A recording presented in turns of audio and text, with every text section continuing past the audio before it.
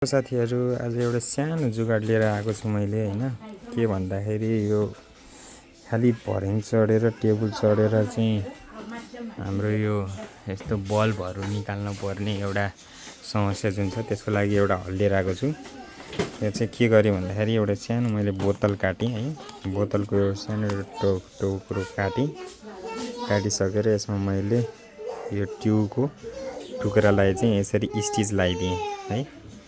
Stitch लगाइसकेपछि यहाँ तल पनि यसरी स्टिच लगाइदिएँ ट्याक्क बिर्कोसँग मिल्ने गरेर। त्यसपछि मैले यो जुन पोछाको डन्डी छ यो डन्डीलाई चाहिँ यहाँ हल्का खुर्केर माथिबाट हल्का खुर्के गरिसकेपछि यो टाउको चाहिँ ट्याक्क यस्तो छिर्ने गरेर छिरेपछि यो टाइट हुन्छ एकदम टाइट गराएर राखेको छु हैन। अब यसलाई चाहिँ म यहाँ स्क्रु लाउन जाँदैछु किनकि घुमाउँदाखेरि यो बल घुमाउँदाखेरि यो चाहिँ नघुमोस् हैन। यो रबर राखिसकेपछि तपाईको बल्ब चाहिँ एकदमै ग्रिप लिएर बस्छ। त्यसले अब मैले यो सबभन्दा सानो बल्बलाई चाहिँ यसरी राखे पनि यहाँनिर एकदम ग्रिप लियो है। ग्रिप लिइसकेपछि हामीलाई यताउता घुमाउन पनि सजिलो हुन्छ। अब यो ठुलो अब यसले ठुलो बल्बलाई पनि काम गर्छ। जस्तो मैले यहाँ ठुलो बल्ब पनि छ ठुलो बल्ब पनि हालेर देखाउँछु म तपाईलाई। ठुलो बल्बलाई पनि यस्तो ग्रिप लिन्छ यसले। ग्रिप लिइसकेपछि यसलाई चाहिँ युज गर्न सजिलो भयो। मैले चाहिँ जता पनि राख्नलाई मिल्यो हैन। यसरी म तपाईहरुलाई राखेर पनि देखाउँला। पहिला सुरुमा चाहिँ यसको म स्क्रु लगाउँछु है त। मैले सानो खालको स्क्रु लिएको छु।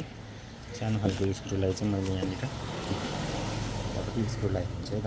ड्रिल छ भने ड्रिल नत्र तपाईँको छ भने जे छ त्यसैले गर्न सक्नुहुन्छ हैन। यसरी स्क्रु लगाइदिएँ एउटा स्क्रु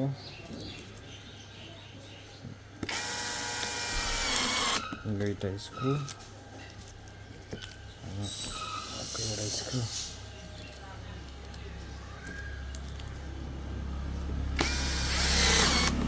स्क्रु है त।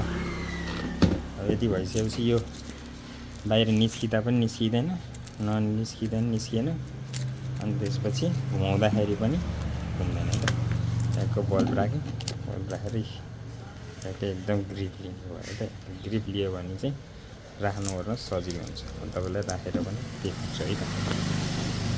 जस्तै मलाई यो बल्ब निकाल्नु छ भने मैले अब ट्याक्क लगाएर यसलाई चाहिँ यसो गर्छु अनि यसलाई हल्का प्रेस गर्छु अनि ट्याक्क घुमाउँछु अनि निकाल्छु निकाल्ने हैन। निकालिसकेपछि यसलाई फेरि राख्नको लागि फेरि यसलाई ट्याक्क राखेँ यस्तै देखाइदिएँ अड्कियो है त। अब यहाँ बालेर हेरौँ बल्छ कि बल्दैन। बालेर हेरौँ ल बलिसकेको छ है त।